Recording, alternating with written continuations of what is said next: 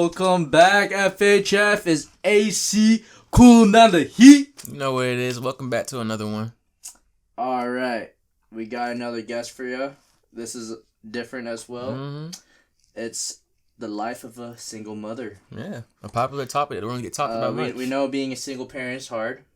Or being a parent in general is hard too. But single parent, being by yourself raising a child is harder. It's a whole different deal. It's a beast. It's we're gonna figure out how the single parent deal handles it, and we're gonna pick her mind. And today our guest, her name is Samantha. Welcome in. Thank you for having me. So hopefully, Samantha can give any of you guys, single parents out there, single mothers, some advice. And then hopefully we can pick her mind too and get her experience from it too. Share some advice for you guys too to help you guys live your life easier and better. Exactly. Okay, we're gonna start it. You ready, Samantha? I guess so. Yes, let's start it. All right. You wanna give a little about yourself to the audiences, if you don't mind. Well, my name is Samantha. Mm-hmm. I'm from Cambodia. Been here for 19, almost 20 years now. So you grew up in? I grew up in Cambodia. Yes. Okay. More international. International. Your favorite word? International. My favorite word is international. If you guys remember from Mook 4K podcast, international is the word. Maybe we might use it more this time. No, I'm joking. Let's just. So my first, really basic, straightforward question is: how young were you when you got pregnant? 25. 25. I was 25. Yes, it was crazy, actually. It was doing my thing, school, work, party. Oh, you were at school at this time? I was at school at Was this college? College, yes. Okay, what were you studying for, if you don't mind? Just starting to get into my major, more like courses that I need to get in because I'm from Cambodia, so I don't have the, what do you call this, like the GPAs or... Right, okay, I see, yeah. Just like Hong, he had a different route. He went, the traditional way, and she didn't do the traditional way because she was from Cambodia. You said you got pregnant at 25. Is that... Do you think that's a good age for you, or would you have chose a different age if possible? Okay, 25, most people say that it's a good age when you grow up or mature enough to have kids. But I was not ready. Well, it kind of sounded like, at that stage she was still trying to figure out her life. Absolutely. She was going to college, and then, she, like you said, she was partying. She's venturing out in the United States, coming in a new country, absolutely. too. Everybody's different. I just asked because, to me, I think 25 is a good age. I mean, obviously, depending on where you're at. But that's 25, true. That is true. Yeah, I think 25 is a great Well, age. I do know a lot of, mid-20s people, too, getting pregnant nowadays. Yeah. It's very common nowadays. Or even 30s. Nowadays, it's kind of hard because people now in their 30s is still trying. That is true, yeah. It's hard. But the thing is, when it happens, it happens. So my next big question is, when you noticed you got pregnant, did you think about having the child or not having the child? Because you're, going to college, trying to figure out your life, and you're still trying to venture out, United States. And what was your mindset during that time? At that moment when I found out, it was just, I'm gonna have this kid. I don't know what's gonna happen, and I don't know what I'm going to do, but I'm going to keep this kid. This is it. That's and good. I'm gonna put my life on pause and just figure out what I'm gonna do next. What was that? What made you decide that determination? If you don't mind me asking. I don't want to say too much about God and believe in God, but when it happens, it happens. Right. He has the plan, or I don't know, my God too. It's like everything happens like for a reason. Yeah. Right. Yeah, however you think of it, it just sounds like you were ready to go with the blows and take care of what you need to. So at the time, were you more accepting, or were you scared? What process were you at during that time? It was kind of rough because I was in a process in school. I was trying to get into dental hygienist. Oh, okay. And then it was... That's where my girlfriend's at. It sucks. Dental hygienist. Yeah, because when you're pregnant, you can't practice. You can't go in. And oh, right, because they had to lean in, do the actual work. And then some sort of chemical, whatever that they do, like, they told me... When I found out and I told them and they said, nope, you can't be in the program. And it's kind of sucks, but at the same time, I'm going to have a kid. Oh, so you were excited too? I was excited too because I always wanted to have a big family. That's awesome. Speaking of family, how was your family's kind of deal with knowing you're pregnant? Did they help you out at all? Did they have like kind of like a... They did in the weirdest way ever because a lot of people, even my cousins, they were... kind of sad too. When they have kid, they would take their kid to Cambodia and then have their parents take care of them until they're big enough and then they bring them back. Oh, okay. So they suggest the same thing and I said, nope, this is my kid. I did it to myself and I'm not gonna take him no, absolutely not. I'm gonna have him and raise him whatever is gonna happen. And okay. So besides like your family like help and guidance, because that was kind of my question, did you have like any like outside of like family help and guidance, or did you have like, I guess like any like websites, like, communities, community daycare help? Me and his dad were together at a time, so he very supportive. And books, internet. You read about everything. At that moment, you become a doctor. Anything happen at all, you just like Google and look and see. Gotcha. Okay. And you just have to, anything at all, just read and Google. So it's really up to you to kind of find and dig deep and get those answers, which you need. Okay. Did you do like a lot of research during that time? Yeah, a lot. So so I guess majority of the time it's like you were teaching yourself and like figuring it out before like actually having the baby. So getting yourself prepared. It sounds like to me. So it was kind of scared at first. Then you was like, you know what? It is what it is. I'm gonna accept it. And then you got excited about the good things that come with it, and you took the blow, and you hunkered down, got your research in, figured out what you need to do, and then made a decision not to take the child to Cambodia. Yeah. Okay. Yeah.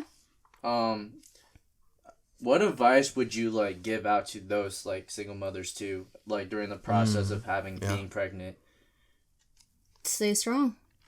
You gotta stay strong, and you gonna have that little one or two, maybe. Some of them have like 8 at a time. I don't know. You just gotta stay strong and stay strong. It can be scary, right? It's scary. Yes, it's scary because we don't know. No one teaches us to be a parent. Right. No. Parents they just teaching us to be you. Yeah, and then they never tell you, okay, this is what you're supposed to do. What advice would you give out to like for them to learn the process then? Like to handle the situation better, or to learn how to take care of a baby, or to like take care of themselves when being pregnant? How would you do it differently now for those single mothers out there that are pregnant? It's very tough because we're all different. That is true, yeah. We're all different. It's just don't be scared. I mean, you can be scared, but then again, you just have to trust in yourself and collect yourself. You just have to believe that you can do this.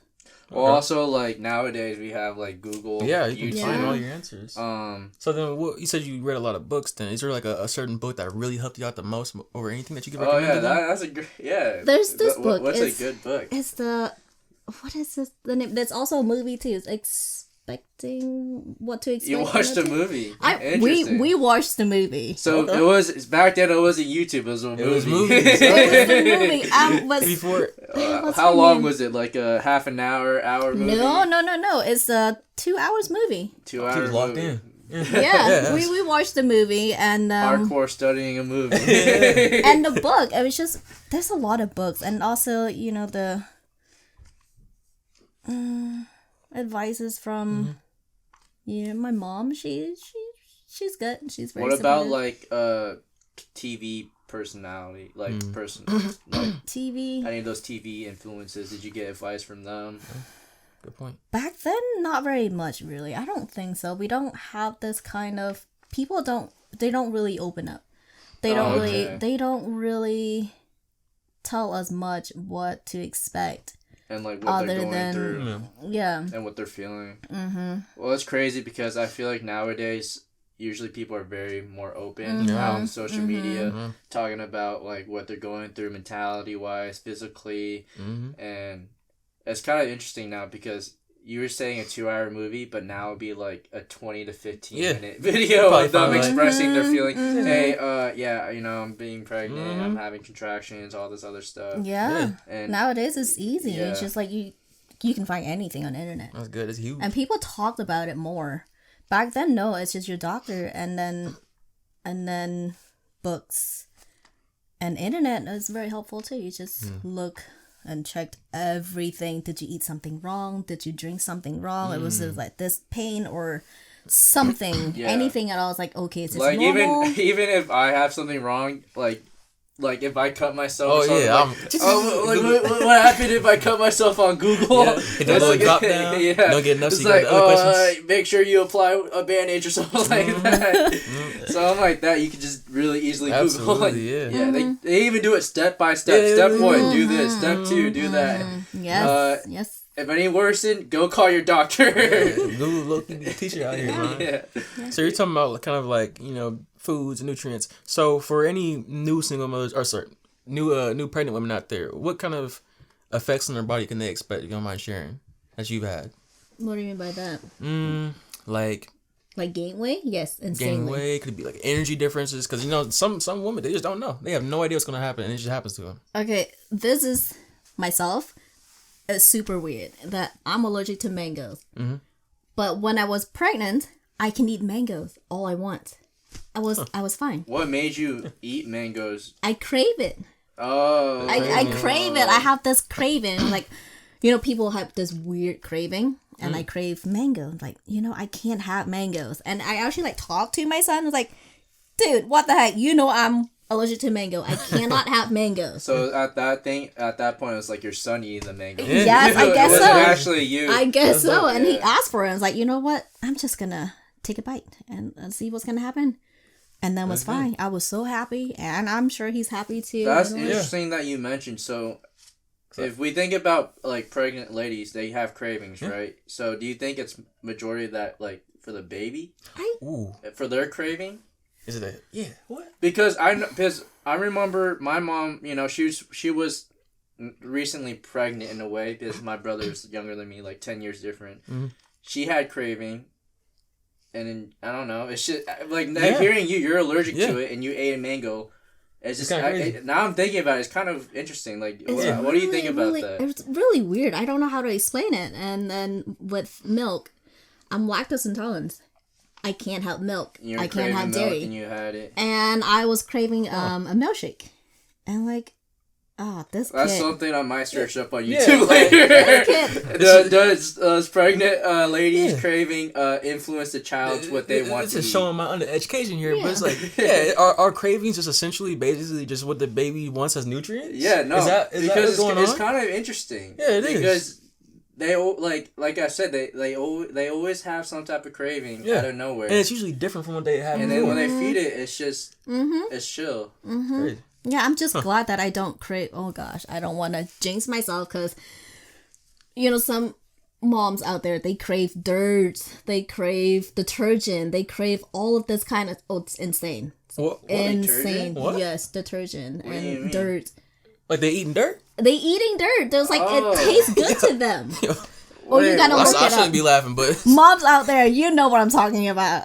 I'm sorry. That's weird stuff. I better not catch one y'all eating no dirt. That's good. That's good information that's for those who are okay.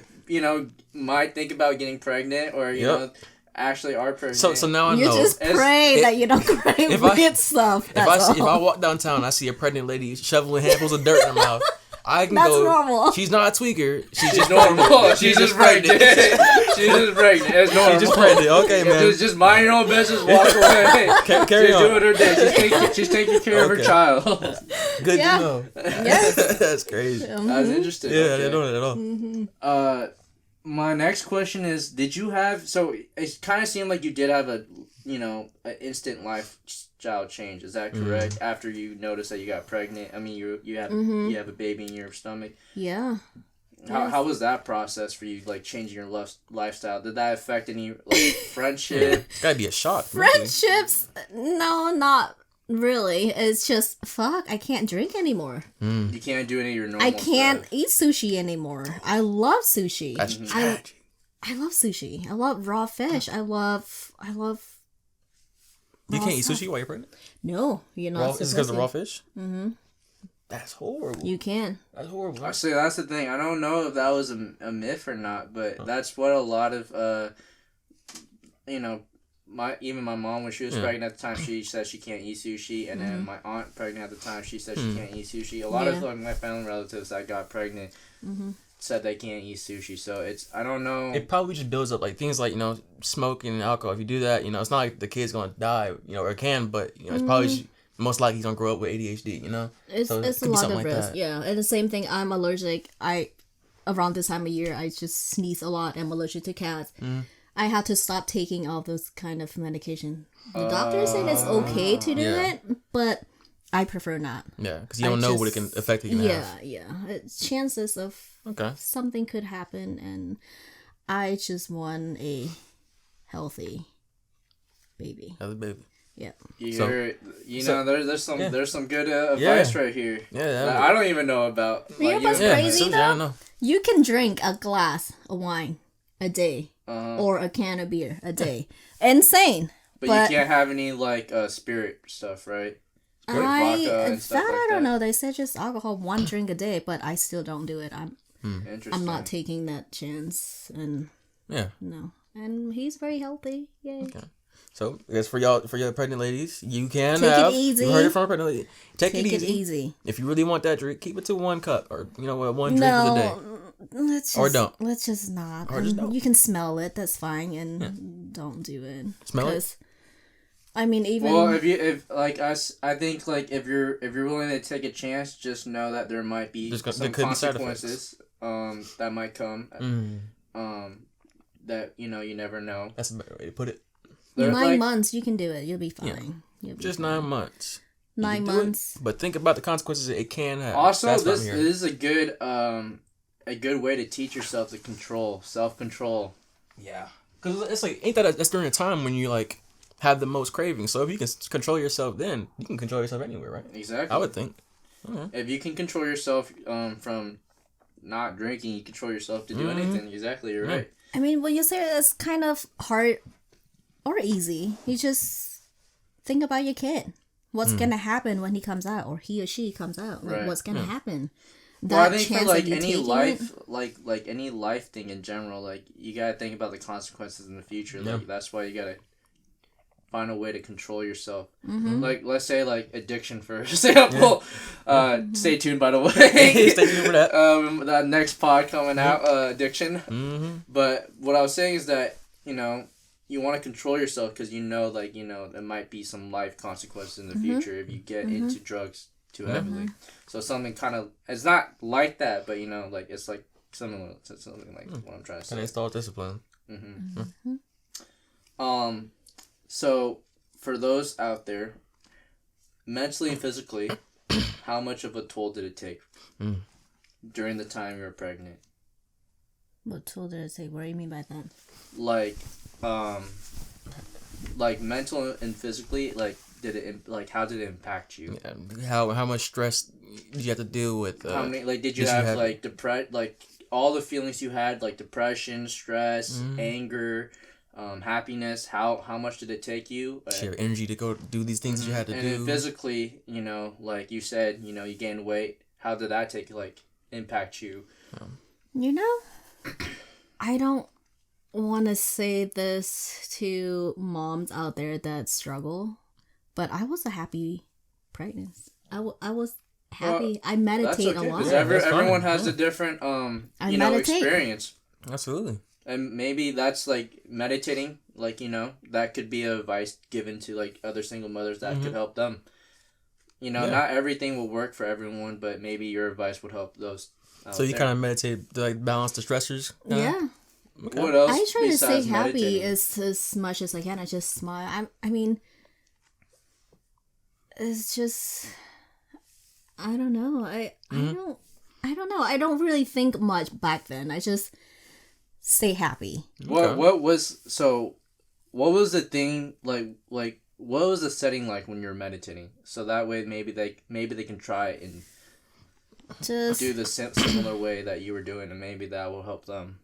Picture that baby that comes out, healthy baby, strong, happy baby, and just that's literally when I'm stressed, I do take a bath and just relax and just relax. Just take a breather. Yeah. What about like going outside, like on a walk to a park, like breathing fresh air? Well, does that help meditate you, or? That's different because we have different way to relax our body. That's true. Yeah. But for me, it doesn't matter what it is. I meditate and I take a bath and with my candles and I'm good. So like basically find a way that you're in an environment for yourself that you can meditate and stay calm and relax. Yeah, just find what works for you to calm you down and keep you looking to the bright sides of things. Okay, so meditation. So and you said happiness. What kept you like happy besides meditating? What was like? Did you have any thought process of like of keeping yourself happy? Like, oh, like I'm gonna have this child. Like it's gonna be good as long as you gotta stay strong. Like what was the thought process like? It's just happy that I have this kid, and like I don't really like I said I don't really think too much about whatever else out there. All I know is that I want this baby to be strong and healthy, and whatever I can do, it's just like. I'm just gonna do it and keep me happy and smile and. I mean, sometimes emotions are just there. There's no reason to explain it. And you know what's crazy too? Though I swears a lot, and then one of my managers told me you can't swear anymore, Sam. And I actually kind of cut back a lot with swearing. I'm like, don't swear, Sam. Like, what do you mean don't swear? I'm like, okay, fine. I won't fucking say it, but don't push me. So I think swearing for me would be very difficult. Yeah, oh my god. Yeah. Self-control and swearing for me is really difficult. Oh yeah. If everyone that lives in Seattle will know, driving in Seattle is the worst, by the way. I would fucking constantly curse at myself because there's terrible drivers everywhere around me. Worse. I'll always be like, oh my gosh, you fucking idiot. Yeah. I can vouch for that. Yeah, man. Driving is bad. I just lose my mind and I'm just like enraged. So if I have a child in a car, I'll be like, oh shit. That's tragic. No, no more swearing. So sorry, what just so for any of the pregnant ladies that are kind of more so on the worry side, that worry a lot. It sounds like I'm getting from this is that if you kind of look for like the good things that can happen, envisioning your baby coming out healthy and strong and happy, that's something to look forward to. So try not to worry and more so look to the good things. Or trying to find positives in having a baby and trying to find positives is trying to make the baby healthy too, as well yourself being healthy too. Absolutely. Not just making your baby healthy. You're making yourself healthy. They go hand in hand. Yep. And mentally and physically. Actually, does it? How important is keeping your own happiness? How important is that in terms of keeping your child happy? Being pregnant or keeping yourself happy. Oh, I guess it doesn't really matter. Are we talking about like being like when the... No, it's that question it's fine too because when you're happy, your baby's happy. When you're sad, he or she is sad too. Like you can feel it. You can feel them in there. It's just like it's just not. It's very. I don't. I feel like I know what you're talking about because in a way you guys are connected. Like about being pregnant because like we talked about earlier, you know, the baby's craving. Yeah. You're craving the food, so and you're allergic to mango. So I mean, in no sensible way, that makes sense because you're both connected in a way. Also, emotions do have an effect on your body physically too. You know, so. I mean, that's like, I guess in a way, that's how they communicate, right, within the body, and not actually speaking, just feeling each other's emotions and cravings. Yeah. Okay. I never thought this deeply into pregnancy in my life. I know this just expanded my knowledge. It's like the space subject we was talking about. Oh my god. Off topic. Me and Desmond had a crazy like space conversation in the car, and now we're even having like, a crazy subject. Our both of our minds are just being more expanded right now. We're being mind blown all morning. This is why we we like doing what we doing, because we bring people with their experiences and get to learn new things, and not only that, teaching you guys too. Even for those not single mothers, we're not single mothers. You guys can learn off this, and for those who's trying to be a parent or their loved one being pregnant. Yeah, for me that reminded me of the importance. It reminded me of the importance of meditation. I'd be forgetting about that. So it's very important. Meditate. Single mom or not single mom, you have your partner or not. Just relax and meditate and absolutely. And that's facts. That's facts. And that's facts. I ain't since no cap in her raps. No cap. No cap in that. Yeah, I don't know what that was. In your experience, was it hard or easy to break the news to people that you know? It wasn't hard at all for me. Oh. It wasn't, and well, the only reason why I asked, because you said at this time you're young, right? Yeah. 25, you're still venturing, you're still learning, going to college. I would imagine for some people, like actually going to college, that, it'll be hard to break the news because they're trying to figure out their life and get situated. It's only hard when you're not sure about what you're going to do. It's for most people, yes, I want to say it's hard because you're not ready. You don't want to give up, let's say, drinking or eating sushi. You don't want to give up any of that. And it's like, okay, should I say anything to my friends? And then they're going to be like, okay, hey, I can't invite you to go out anymore. And you don't want them to find out, but... I think that's the biggest thing, too, because I feel like, they're afraid of losing friends. Like, oh, like, I can't go out with them and drink anymore. Or, like, I can't go to the club or party and stuff like that. But I guess for you, you're really settled down of what you wanted. And I guess your path was different. Yeah. So for those kind of, like, everybody has, like, the group of friends that are, kind of party goers, the party friends. So for them kind of... But honestly, there won't be real friends, too, if they're not very supportive. That's the whole point. Trying to have your back, too. It's true. Absolutely. Very true. Yeah, I mean, if they're just all thinking about partying and trying to invite you partying, even though they know your situation, I think they ain't real friends. Yeah, the real supportive be like, like, let's just hang out, have dinner or something like that. So like, hey, let's go get fucked up at the club at the street down there. It can almost kind of be a way of filtering out the fake friends and the real ones. Yeah, actually, that is true. Yeah, that's a great point. You can use that to your advantage, ladies. Exactly. There will be a lot of fake people you meet in the path of going through your own things. But what was your experience? My experience? Yeah. So you said that like, it kind of sounds. You said it was like easy to break it off because you're already comfortable about what you want and you're confident, right? Yeah, I wasn't really plan on it, but then hey, it happens and I'm not gonna hide it. And you were accepting too. Yeah. I'm so sorry, guys. Technical issues again. We're still working on it. Y'all been around. Y'all know how it be happening. Thank you for staying patient if you're still tuning in. Absolutely. So the past question I asked about to Samantha was, what was her experience like asking breaking the news basically to people she knows. She said she had it pretty easy. Compared to other people, I think some would have it hard too. Some would have it easy. But I think the only depending reason, if they're ready or not. Yeah. So all I'm thinking though is, if you're pregnant right now and you're like, oh man, I can't break this to my homies, because the homies might cut you off from activities. Then maybe they wasn't really your homies. That's why I'm thinking, You gotta find real homies, or other single mother homies, or other pregnant homies. You need the pregnant homies, or other mother homies, mother homies, pregnant homies. Any of the homies that can support or just you, straight up homies. Homies that will be supported. Homies that support. That's what you need. Yeah. So moving past that question, my next question, you kind of answered by like you're reading and watching a movie. Were you taking any classes too at the time? Classes? No, not really. Did they offer you any classes? You just didn't want to take it? They did, but it's just it's not like right now. A lot of stuff that they do back then, I mean, I never actually take any classes. Yeah. No classes at all. Okay. So why didn't you take any classes, if you don't mind me asking?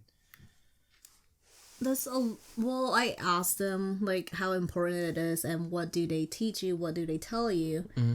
It's the same thing that they already tell me, and it's already in your book and in your whatever else that they give you. So well, like for example, I guess what I'm asking is like, so you know how mothers will do repetitive stuff like heating up milk or changing diapers or like how to carry a baby.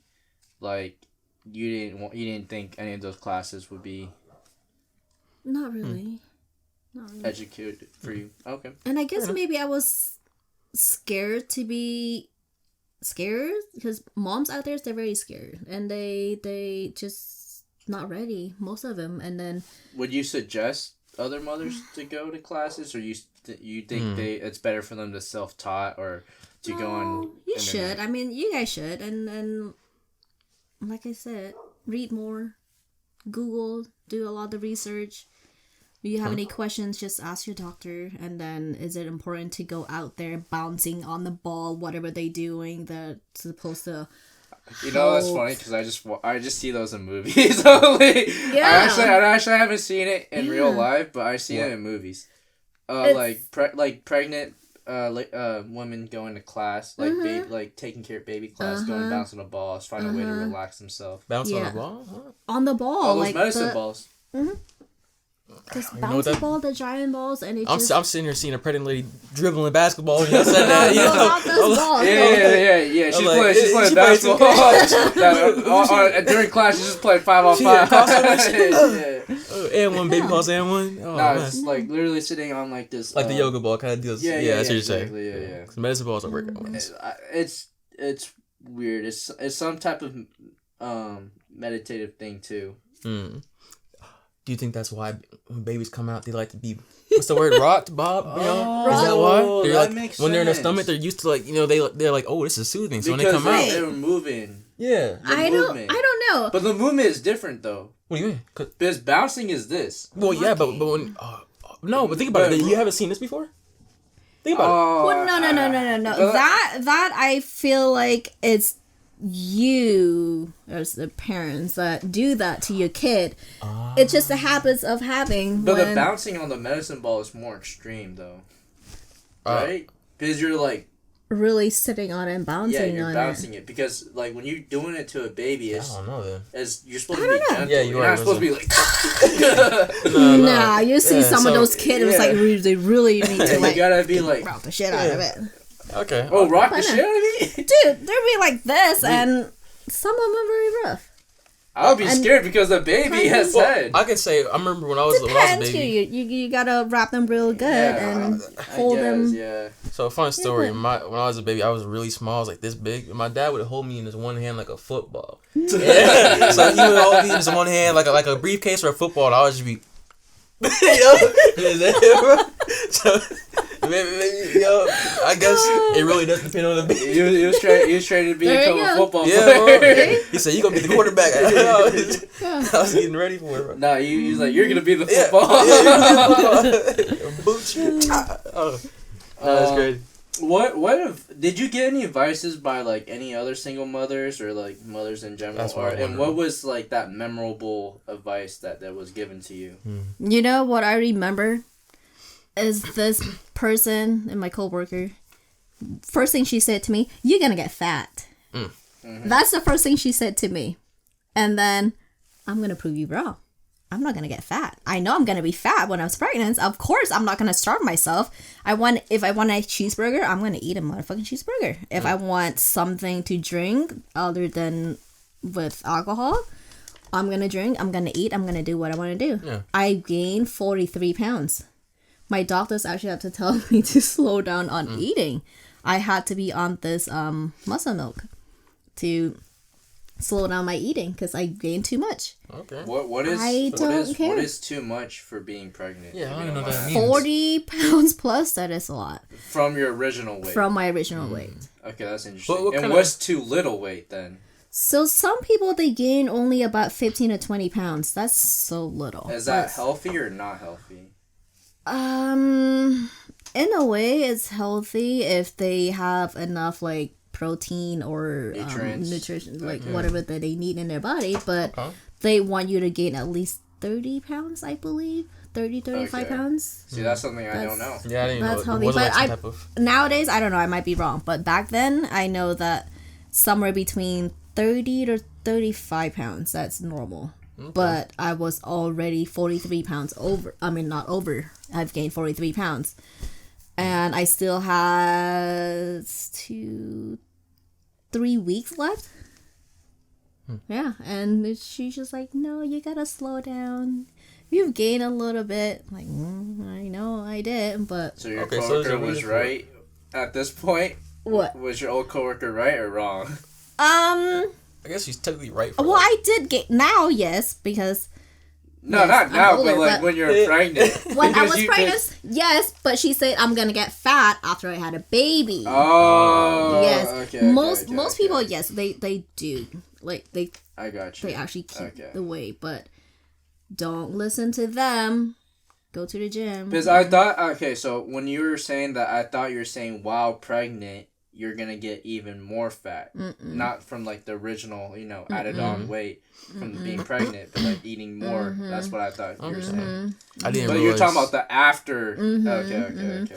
But any other advice with the kids? It's just normal. What you already know. I mean, nothing really crazy, and going out to find the research. If you really don't know something, going out to find out. Yes. Do a lot of reading, please.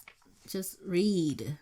Yeah. Ask questions to anyone out there. Sorry, you had a question earlier, but what were you going to say? I don't even remember it. I don't remember I extremely interrupted this guy, and I'm so sorry. No, you're good. You're good. I didn't mean to overpower my voice. We just said that. No, you're chilling. So yeah, it's real important that y'all find the answer. Don't let the problem come and then you start looking for answers. Go ahead and read them books. She watched 2 hours of videos. You can do it too. Come on. It wasn't a video. It was a movie. I believe it's what to expect when you're not expected. I think. Ooh. It's what's her face? Jennifer Lopez in that movie. Jennifer Lopez? Yeah. Oh, it was like an actual movie. An actual movie. It wasn't like a documentary movie. No. J-Lo. J-Lo in there. She's my queen when I was a kid. J-Lo. I used to love J-Lo. It's a good movie. It's a lot of crying. But that was educational for you. Yeah. It's a lot. It teaches you a lot because you like for myself, I didn't expect to be pregnant at the time, but then it happened, and it's a lot of thing in the movie. I gotta watch that movie again. I haven't seen it in a while. Okay. That's a good plug-in right there. Yeah, so y'all should check it out, man. If y'all pregnant or you think you're going to be pregnant soon, definitely check out that movie. You might get emotional though. Yes. Yeah, you might cry. You're gonna cry. Were there like any benefits like that was out there for being a single pregnant? Like, were there any benefits offered towards you? To you? Benefits how? Like communities, maybe insurance plans, maybe accommodations at work. Yeah, like getting extra money from the government. I did apply And you know what? How much they gave me? $25 extra per week or per month. Per month. On top of what you do for work. Yes. And I was just, you know what? Forget this. What were you applying for to get $25? Yeah, well, what even was that though? Well, I never apply for anything, get any support from the government because I believe in I have 2 hands, 2 legs, I can talk, and I'll be fine. I'll rather go get a job and then make my own money, spend my own money, other than using the government's money. But then, yes, extra help doesn't hurt. And then I did apply. I don't remember what it was. And they told me to apply, and then I was like, you know what? I'm gonna try and see. Would you advise mothers out there to take help or not help? Especially if they do need it, though. Yeah. If you need it, it doesn't hurt. Yeah. You know? And like what were like the websites you looked at at that time? Don't remember. Was it like a governmental website or was it like a parent website? I don't know. I actually maybe they can Google it like parent website or something or like pregnancy benefits website. Well, it was a different time back then. Nowadays, it's definitely easier to find something. Well, I feel like nowadays you can like just type on Google very vaguely and they'll probably have like several like links or whatever. Okay. Yeah. So just look it up and then if you... I bet the benefits now will probably be better than back then. Oh, yeah. There's probably more options, right? If you work full time and then you make enough money and then they're not going to help much. Really. Now we're talking about work and money. How did you balance being pregnant and working? Did they have like accommodations for you at all, or? I was fine working. What was your job actually? So actually, I worked at the casino. I was a server in a poker room. Okay. Yeah. While pregnant, and everything was smooth and easy for you. Yeah, it was fine with a lot of walking, which is great when you're pregnant. You got to do a lot of walking. It helps. Okay. But was there any time that was like difficult for you? Yeah, how'd you avoid the drinks? Constantly like holding drinks, like smelling it too. Yeah, how'd you avoid that? I'm fine. I don't really drink that much anyways, but that's a lie. That's a lie. I used to drink a lot before I found out I was pregnant, but then it was easy. A lot easier once you have your mindset that don't drink. Well, that's crazy because like I feel like a lot of people like that loves drinking back then. A lot of them, it's hard for them to completely stop. It's just all in your head. And just to hear that, you're able to just like do that. That's crazy. It's just all in your head, really. You know, it's crazy. The week I found out I was pregnant, that was New Year's Eve. It was New Year's Eve. We went out. I went out hard. We just used to go to the club all the time. And then, that's bad. But I was young. I was young, okay? I was young. I was free and just party. And I was so drunk that night. And then the next day, I was a lot of throw up. And I didn't know what the heck was going on. Maybe it's just I drank too much. The next day, I still throw up again. And I'm like, okay, this is not normal. Oh, I'm seeing it. Okay. Yeah. So the first time you threw up, you thought it was like the alcohol. Yeah. The alcohol. And then the next, you were like, "Oh shit! Yeah. Okay, yeah, like, this starting to be different from alcohol." And I just feel different. I'm like, I feel different. Like, what the hell? And the next move was what? Pregnancy test. Yes. Yes. And I didn't really wait at all. I'm like, I just want to know if I was pregnant, and I went to get my pregnancy test, and. I was like, oh shit, I'm pregnant. Yeah. Okay. And after you did the pregnancy test, did you do it again or did you? I did multiple. Yeah, I did at least 4 or 5 of them. Did you ever go inside to check, like in the hospital too? Yeah, I did. I had to make an appointment, and then the week after, and then there's a little ultrasound, little baby just in there. I was like, oh, okay, this is real. So in that exact moment, after you threw up, and then you got the pregnancy, gave you the idea to take the pregnancy test, and you saw the positive. Well, did you see the positive in the pregnancy test? Mm-hmm. Oh, it's the 2 lines. The 2 lines. And then yes, I went to get the one that's actually say pregnant. And it's like, oh, this is real. Okay. Yeah. So what was that feeling? Yeah, he said it's real. So it had like a kind of feel of surrealist to it. Or? It's just like at that moment. At that moment, what were you thinking? feeling? Were you like confused? That feeling, not confused. I mean, yes, Well, I mean, like... come on. Ain't no way. That's what I would do. I'm virgin. I don't know. Baby I'm Jesus. just asking. But no, that's what happened when you're with your partner. You do a lot of stuff. Then yes, you're pregnant, and plan or not plan it just happened. But when I saw it, I was just, fuck, I'm pregnant. That's gotta be some shock. Okay, I'm pregnant, and that was it. I'm like, all right, let's just. So you just accepted it. Yeah, figured out what I'm gonna do, and. Did you actually constantly tell you okay? Like, I'm pregnant. I actually say it a lot. It's like, fuck, I'm pregnant. Okay, I'm pregnant. Fuck, I'm pregnant. That's fair. Okay, yeah. To wrap up the pregnancy intro, my final question for you is, what difficulties did you face, and what was easy for you while being pregnant? Difficulty was, I actually had to go on a bed rest, if that was your question was, because I did a lot of walking, and I, well, first my doctor told me to take it easy. And did that affect your work schedule too by being pregnant? Not really. You had like a normal work schedule? Like, was it like 40 hours? Is it only at like first? Or? 9 to 5. Okay. And it's very simple, 5 days very a week. easy, 5 days a week. And was the work lenient to you? Like, were they like being considerate and accommodating while you're being pregnant? And is a change over time? Is more, the months into your pregnancy?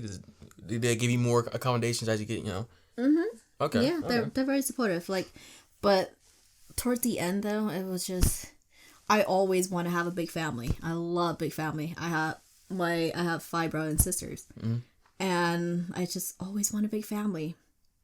But then when I was pregnant, and I don't want to scare you, it's just rough. It's hard. You can't walk very fast. You have to sit down very slow and then get up very slow. You can't really do what fast movement pace. Pace. So it's really slow fast down. movement pace. It was hard, and then that I was 36 weeks pregnant. That's when I decided this is it. I'm gonna have one and done. So no more big family dream. I'll adopt. I will adopt. I don't know, my adopt dogs. Dogs yes too, but I would adopt babies out there and who needs a good home. I believe I can. Whoa. Okay. Is that because you don't want to go to like the whole? I don't want to go through all of that again. Okay. I'm sorry. I don't want to scare you. That means much respect to all y'all out there with the 6 big mama. I love you. I respect you. I don't know how you did it. You did it. I don't know how you do it. I respect praise. Yeah. Oh my God. It was hard for me. Oh my God, I can't. So those were the difficulties. What was easy for you while being pregnant? What was easy? There's nothing easy being pregnant at all. Okay. I can't think of that's very one thing. Yeah. And that's what nothing in your life got made easier. What is easy? But besides the meditating too, though. Meditating made it easy for you, right? Maybe people were kinder to her because she was pregnant. That could be a thing. Were people genuinely more kind to you, or no? I'm very friendly, very, very nice to most of them. But they're very supportive. Okay. I think this is a great time to wrap it up for a break, and we'll get into now she has the kid. Yeah. Also, I want to thank Samantha for taking her time to come out here and talk about her experience and about being pregnant and being a single mother. And stay strong. Yeah. Stay strong. See y'all soon. Don't give up. You can do this. All right. We back from break. Welcome back. And then I'm gonna expose ourselves again. We just had a little technical issue again, but we back coming strong. But basically, previously we were talking about Samantha's pregnancy and her experience, and then the last question we asked was how could she balance, working stage and then being pregnant. And then the question we also asked was what was the difficulties she faced, which was none. And then what was easy, also not easy. Now we're gonna talk about her having a child and being a single mother. But I want to kind of get into the phase where, like, you know, when the child was a baby first, before we talk about being the young man he is right now. Yeah. So when your baby came out, what was the mindset like? Was it the same mindset, like, okay, we're gonna be strong? Excitement. Yeah, excitement. Nervousness. Still. That's actually more scary that time. It was more scary. More okay. scary. Because you're looking at some. Why was it more scary now? It's scary now because he's here now. He's here. Okay. He's here now. Physical form. Yeah. Google and Gaga and all that. Yeah. Yelling at you. Yeah. Need the milk. That's the deal. Need milk. That's the deal. It trips me out by babies when they be doing the little. Like, man, stop gripping at me, boy. That'd be weirding me out. Looking at you. Yeah, like, bro, you don't stop doing your hands at me like that, bro. What does that mean? What you trying to grab? Who you talking to like that? That's what it means. I don't got no titty. You calling me fat? Oh, man. Yeah, it's actually scarier because now he's out and very, very. What's the word for it? Like, vulnerable? Yeah. It's just extra scary. He's actually out. And I think the scariest part is when I was in the labor, I woke up and then it's like, I can feel it.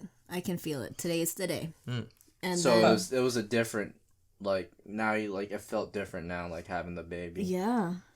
But I guess, like, were you still confident too? Like, yeah. Positive, staying positive, staying Stay strong. positive and very confident that I can do this. Strong mindset. At the too. same time, it's very scary because it's so vulnerable, so little. Did you have any, like, type of, like, you don't mind sharing, like, some type of, what's the word I'm looking for? First memorable? No, like you know how some kids can come out and they're too small or some are too big or you know maybe problems that could scare you. Was it like a healthy baby? Yeah. In a way? Okay. Yes, Then it came out as a healthy baby? Yes. So when I was in the labor, it was 10 hours. I was 10 hours in labor. So basically, Samantha got what she wanted, a healthy baby. She A worked healthy for it. baby. She avoided the alcohol, and that's why. No, We don't know that, but I'm sushi. just saying she avoided it, and the baby was healthy. She did the best of her abilities to keep a healthy She baby. was rewarded with a good decision. She now she got the nutrient baby, The healthy nutrient baby. happy Yeah. baby. This guy, what are you doing, Mr. Krabs? You like grabbing money? It's funny, dude. I don't remember seeing him doing that. You saying that all babies? Healthy babies don't. No, okay. Yep. Okay. You saying Okay, all okay. babies are Mr. Krabs? Like Yeah, man. Should I grab my I money don't know. for Does you? he do that? I don't It's remember like seeing you're doing like babies this like do that. ratchet thing. It's funny. No. This is a thing now, huh? Well, it might be a thing now, yeah. Next podcast, y'all gonna see me. Yeah, so I was asking her the other day about the... Nah. This guy. But, so after your firstborn, you're seeing your firstborn, any, like, lifestyle changes that you had to make and adjust, like, right away, too? Yes. So after, like, not the partying and stuff anymore, like, what was the different lifestyle change, too, at this moment, seeing your firstborn? First thing that was in my head after he's out, sushi. First thing first, like, I get to eat sushi again. Yay. Okay. So more That was positives came back.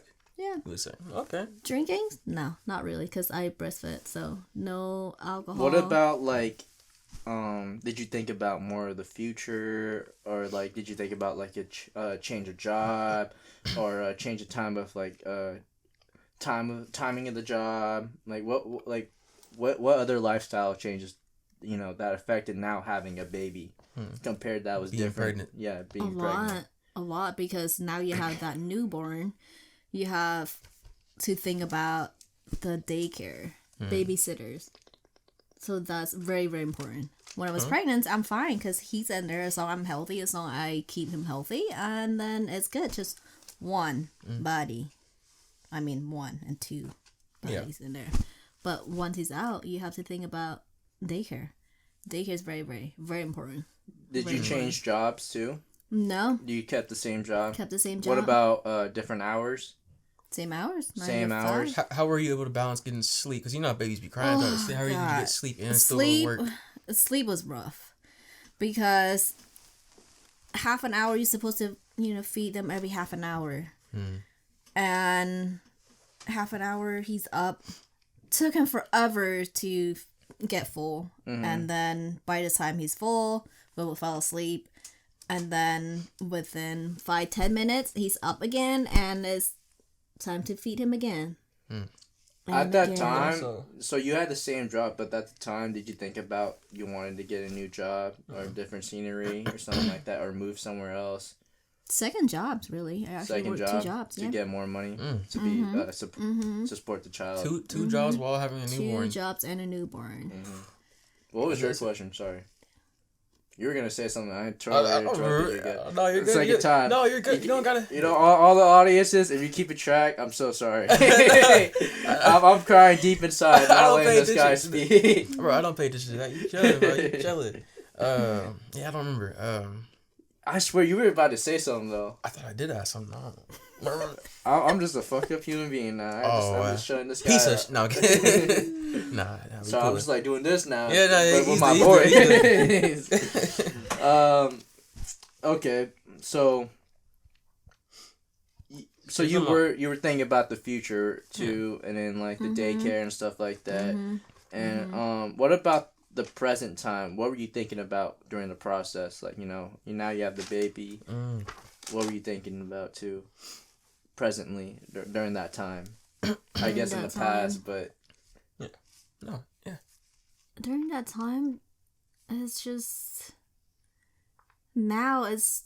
Were you like so like back when you were pregnant? You were stress. You're trying to be stress free and happy. Yeah. Was it now more stress onto you?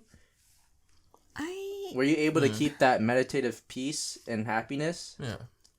It's a yes and no. Because that's a good question. When you have the baby, it's just like right there smiling at you.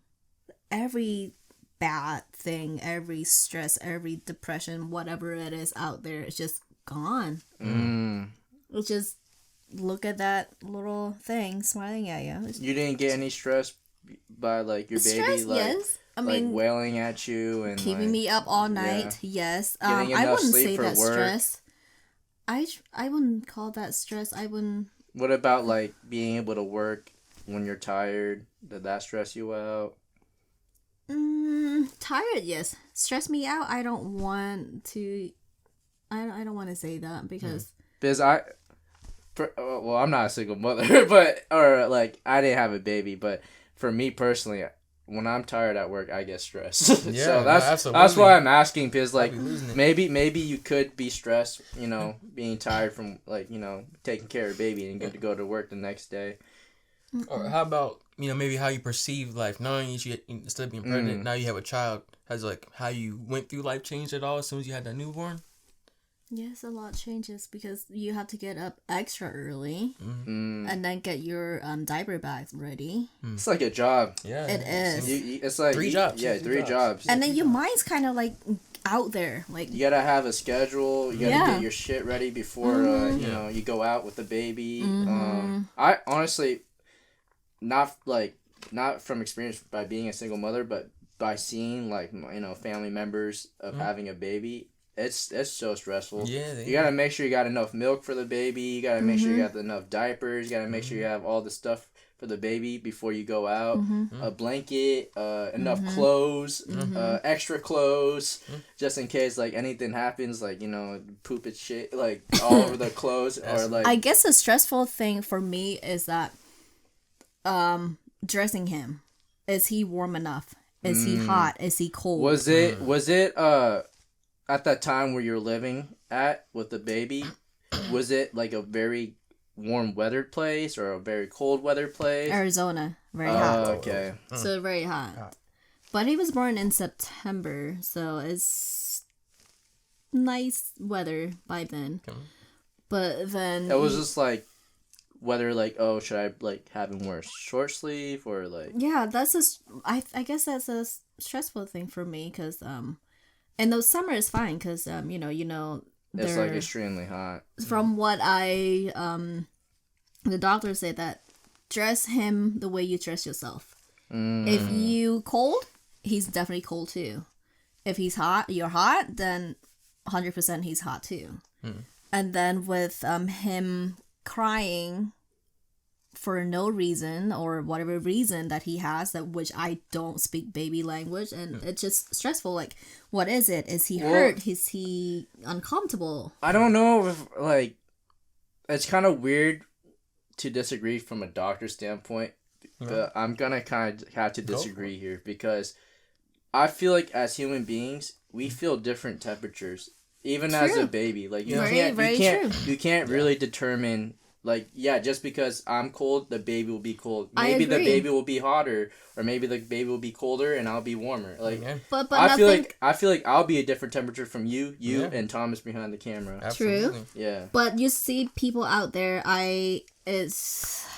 that's what stressed me out too, and I hate it. I don't like use the word hate, but I hate those people out there when they can just wear jackets and thick layers, and then you see their babies in their freaking short sleeves or like in the shorts or no blankets, and like, come on, if you cold, he or she's definitely cold too. That is true, yeah. So you gotta dress them. If it's in the winter, you gotta know that it's. If you're gonna be extra dressed, and your baby not extra dressed. That's what I meant. That's the common sense kind of just threw out the window. Common sense. Someone's out there doing that. That's crazy. Yeah, just because they didn't say anything to you, then doesn't mean that they're not cold or hot. Dress them the way you dress yourself. About what specifically? About a baby not being dressed enough, and the Walmart worker was confronting the mother about it, and the mother herself was wearing a puffer jacket, and the Walmart worker was like, "You're wearing a puffer jacket, but look at your baby; it's like underwear, naked." There you go. On the cart, and it's cold outside. Yeah. And then one of the some random civilian bought a kid's jacket for the baby and just covered up the baby and stuff. Yeah. Not the mother, the civilian, the random civilian just walking. Imagine being that kid growing up seeing that video. Mama, what is this? That's crazy, dude. Yeah. Mama, why were you wearing a puffer jacket and I'm not? My jacket? It was V-Long too. Nah, that's just crazy, dude. It was a wild video because I'm just like, you're wearing a very warm jacket and your baby is straight naked. It sounds like common sense, but we all know not every human has common sense. That is true. So you gotta dress them the way you dress yourself. That makes sense. It doesn't mean like, okay, some people out there wear shorts and what. But I guess like my thing was like, there's times where like, like I'm wearing a jacket, it is cold, and then let's say like the baby. Like my mom, like my brother is wearing a jacket. It's cold, but like I see him sweating though. That's what I'm trying to say. Like there was a different. I was cold. I wasn't sweating, but he was sweating, and maybe from like moving or crying a lot. But he was sweating, and there's times like, we gotta take off his jacket, even though it's cold. Like we gotta get him cooled down. Like his face was like all red, not just from crying, but like from the heat that he's producing, just from like wailing and moving. Again, do a lot of reading. And then when you raise them, you kind of know what's it like, what they want. Are they hot? Are they cold? You can just tell within. Yeah. I want to say the first sometimes year. It's kind of cute. The babes will like take off their their yes, hats they and, do. They just like yank it off with their fists and stuff. And they don't do this. They don't do this. They use their little nubby hand, whatever they can do to take it off. Yeah. Not this. Sorry. They don't want seeing that. This is so fun to do it. Now I see why they do it. It is fun. So what about kind of like mental things? I would feel like, right, if I had a newborn child, I would start looking at life kind of different. Where I'm like, okay, now it's time to start preparing lessons, start to looking at life so I can save things in my memories to teach my kids. Did that kind of happen to you? Yes. Yeah? Can you think of any maybe like a quote you heard, maybe you saw someone, just like we're talking about the clothing, you saw someone fucking up, so you knew not to do what they're doing, anything that just stuck with you, you're like, okay, this is something to teach my kid or do for my kid. So this one thing I've learned from my mother, she's always said this to me. She said that no matter what happened, if you, let's say, don't tell them because I've said so. If you ask them to do something, if you don't want them to say anything or do anything, you gotta explain it to them. You gotta explain. It doesn't matter how young they are. I'd explain things to my son since he was newborn. Yeah. It's weird. That's so funny you say that because you do that like outside of having a child too. I do. Like even at work. I do. I would coworkers would ask like, why do I have to do this? And I'm like, why do I have to fucking explain it to you? But like apparently that's just how it works.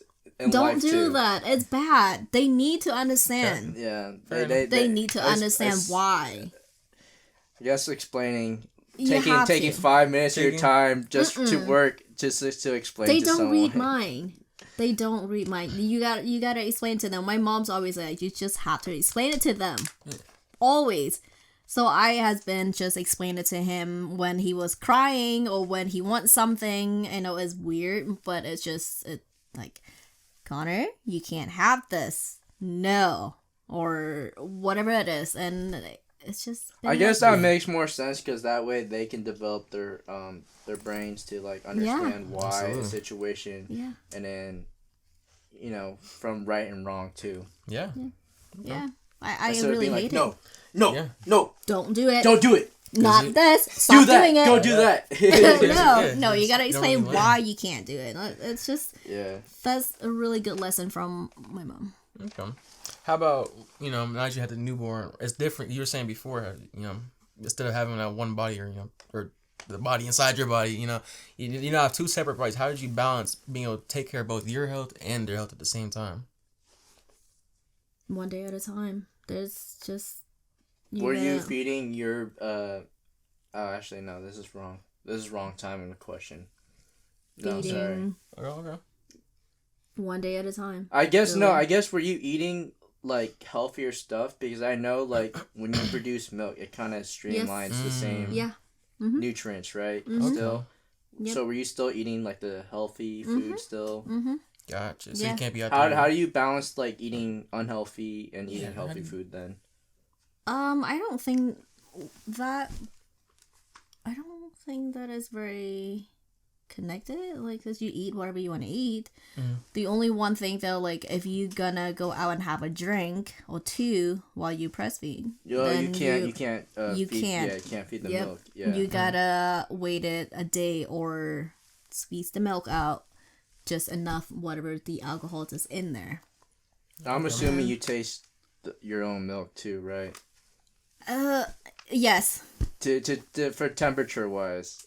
Temperature from my out of my... No, for like the bottle. The bottles, yes. Yeah. So the bottle is easy. Just put on your right here on your hand, and then the temperature, see if it's good. But then you can't really try it yourself and say, oh, okay, this is good. All right. Welcome back. Guess what happened again? I can guess. Yeah. Go ahead. So, I mentioned before that, we need some snacks, but we didn't have time for snacks, so I decided it might be a good idea, just take a quick intermission and let y'all get some snacks. Not because we had technical difficulties, just because we wanted you to eat too. That's all it is. Nah, we got technical difficulties. Yeah, it's just not. It won't working. It's not working. Sorry, but we'll do better, guys. Don't worry. Give us some time.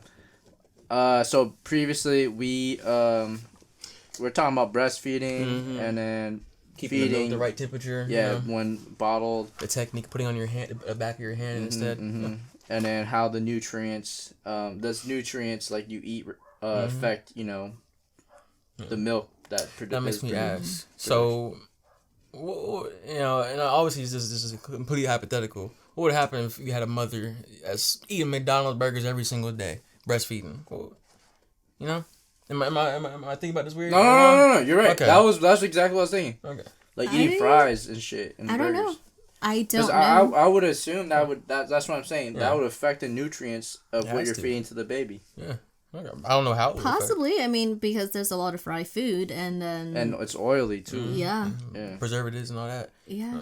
But I feel like that make that lifestyle milk, like, super eating. like rancid. like oily. And, McDonald's milk? That's crazy. I mean, I do eat it sometimes. Oh yeah, that's but fine. not all the time. That's just because of how I eat, and I eat a lot of healthy, clean food. By the way, McDonald's not sponsored, but We're not sponsored. We're not sponsored by McDonald's. So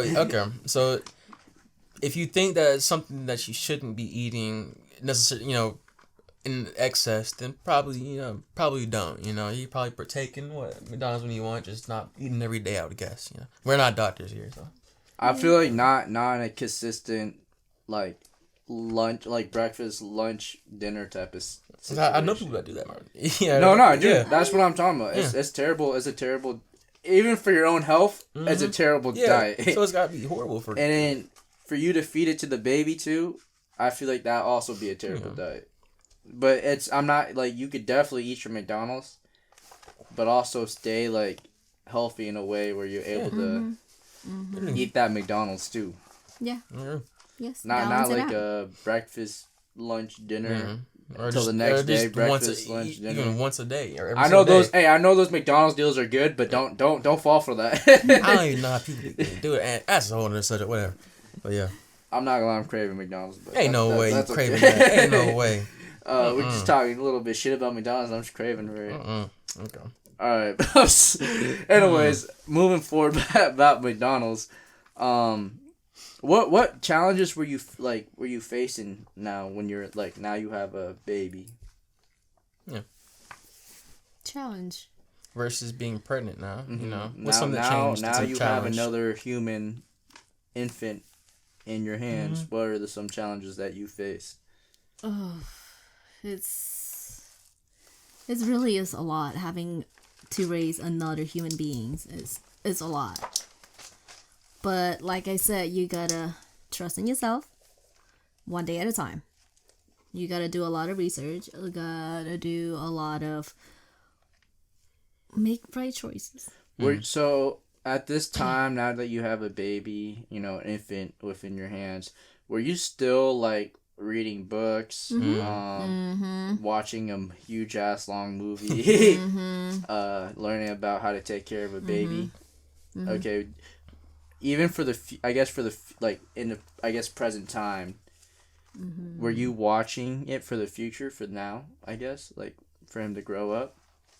Watch what the movies, like were you still trying to learn? Yeah, every day, every single day, because now it's even more challenging than he was the baby, actually, because he is now 10, and real soon it's gonna be a tween, whatever. Tween.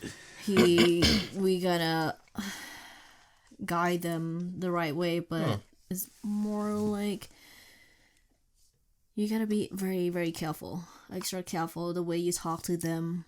You're like you said, so like really explain to them. So that kind of changes you as a person too. Yes. Okay. Yes. I think I'm trying to move on from the baby conversation. Do you got any more questions about the baby? No, my questions are more general. Okay. Child, any age. Yeah. Okay. So now we're gonna move on to the child's age right now, which is 10. Do you have any like difficulties, challenges every at day? The moment? Yes, every day, because now you gotta keep them again. What you eat, what you drink is very important, because they always gonna want pizza, cheeseburger, and because we grow up here, or he grows up here in America, a lot of food out there is just not great for you. It tastes great, but it's not great for you.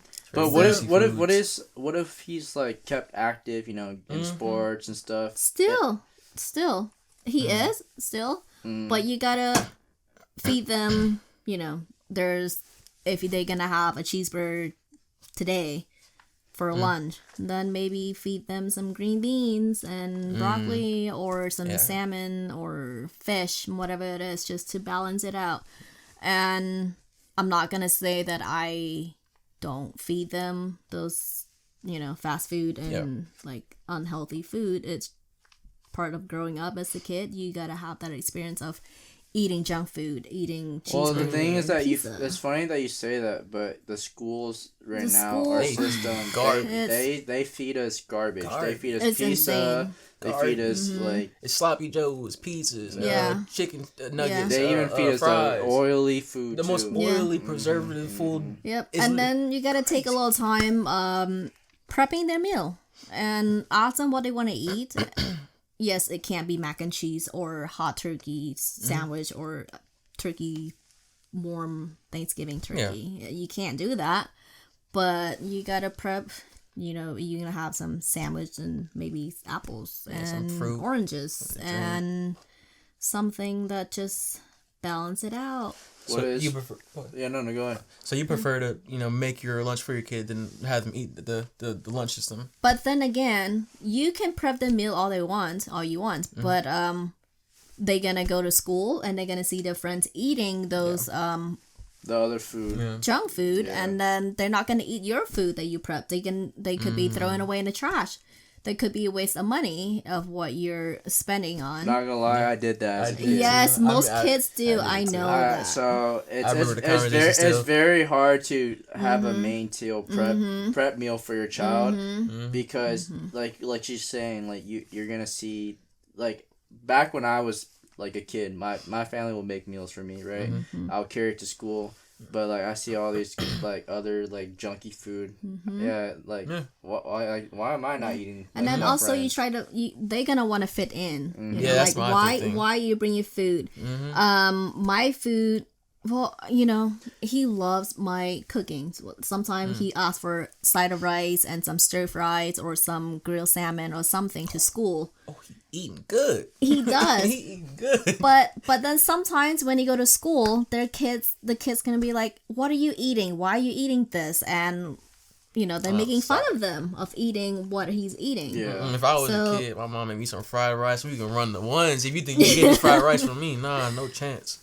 But that part you can't. I just threw away my food. I did. Well, no, I didn't throw mine away. So I didn't get hungry when I was a kid that much. So I would just give my sandwiches to a buddy or someone that didn't have food. Yeah, I would give it away. Yeah. I had one kid stole my school lunch once. You got your lunch money stole? That's not money. Same not thing. Money. Nope, same thing. That's your lunch money stole, dog. It was funny. It was like a sandwich. It was interesting. I don't know why. And he was like, it was a good sandwich. I'm like, okay. Yeah.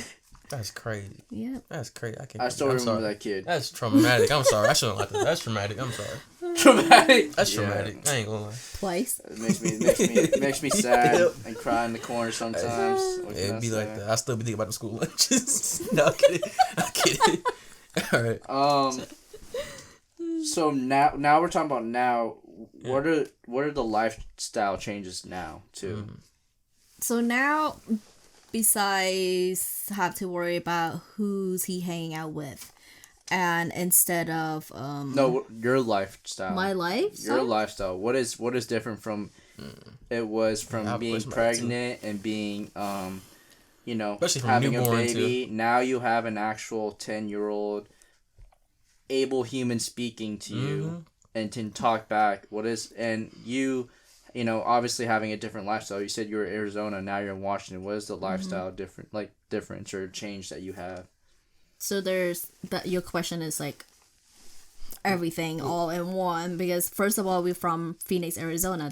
The weather is completely different, and we're more like big city, big and open. There are big streets and there's a lot of stuff to do. I don't hate Washington, but compares to AZ, we have more thing to do.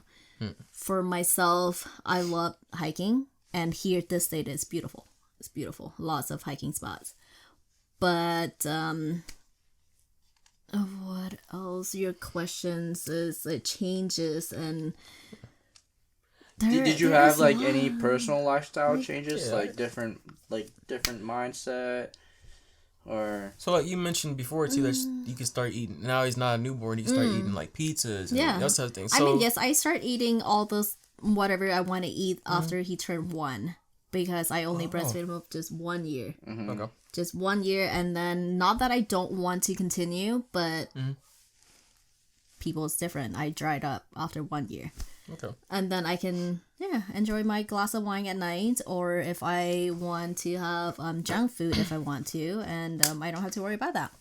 Do you think as he's growing older, you're able to have more fun in life too, like, or at least implement the things that you could do as fun? Now, I mean stuff like, going to dances, having fun, parties, going out to the bar, movies, dating, gaming, anything. It's kind of gaming. I'm sorry. No, it's yes and no. It's easier than it's hard because I don't like to go out and do thing and then have to think about my son is out there with someone else and are they good with my kid. And I do try to go out and have fun, enjoy life, but half of the time I can't because in my head I just keep thinking about him. I can't enjoy as much. But right now he's 10. I can say that I can go grab a drink after work on a weekend or maybe once or twice a month without having to think about, is he going to eat today? Did he eat well? What did he do? He's very mature. He can cook himself something to eat, very simple. And he shower, he take care of himself, doing his own laundry, and he's very good. And I don't have to stress out too much about that. You mentioned, too, you just mentioned about worrying about who he's with, that they're good together. So how important that you find like a nice stable daycare? Very, very important. Very, very important. Because you can't trust the face that you see. You can see them like a nice person, well, soft-spoken. But then once you leave the house, shut the door, they could be screaming and yelling at your kid and they're not going to be okay. But then again, you got to read the body language of your child. See, is he happy to go to that daycare? And then you can also like communicate with your child too about it too. You can ask them, and how do you feel about it? And what do you do? What did you eat? You can also tell if they're lying. You can tell when they're lying because they're gonna try to lie to you. My brother is very good at lying. No, not really. He's not good at lying, but he lies often. He lies often. You have got to stop that. I could constantly just see him trying to lie to me straight to my face. You have to call him out. I do. Yeah. So presently now, what do you constantly think about, like, for your future or like right now, besides like having a good diet for your son and who he hangs out with or who's like watching him? What else do you like think about presently? You know what I'm thinking about right now? That I can actually go back to school. Oh, okay. Yeah, because I believe this state is legally for a kid to stay home by himself is 11 years old, and he's gonna be 11 very soon. I'm very excited that I can actually go to school if I want to work 9 to 5 or 11 to 7. I can still go to like a nice school or something. Okay. I'm very excited about that. Weird, going back to school, what are you trying to study for?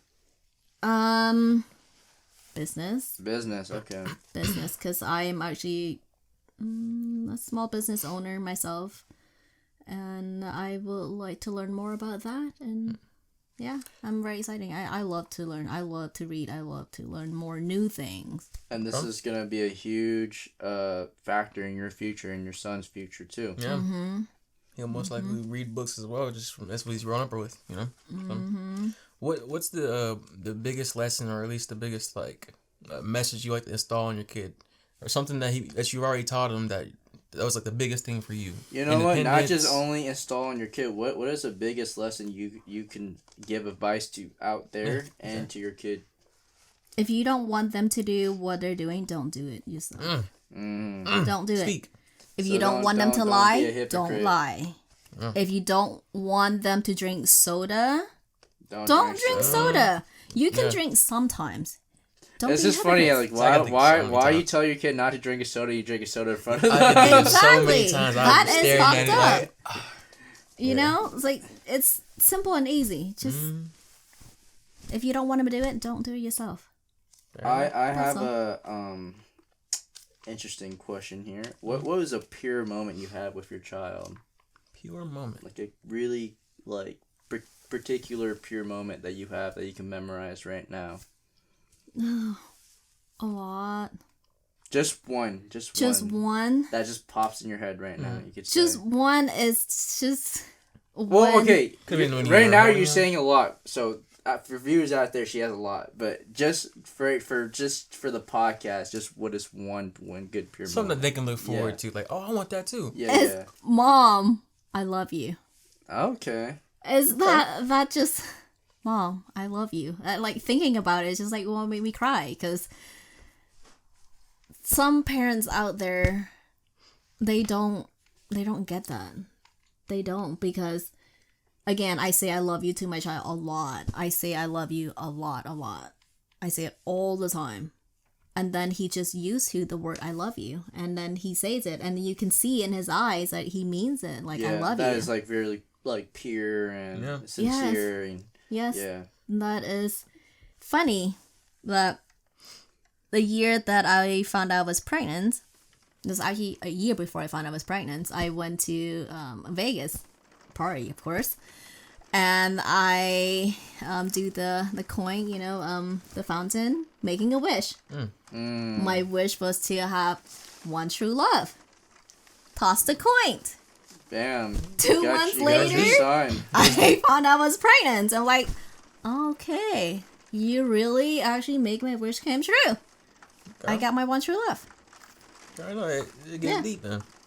All right. Yeah. What advice would you give out to face like complications, as a single mother? Even like a community too. Well, you don't be scared. Stay strong. Stand on your ground, right? Ask for help when you need to.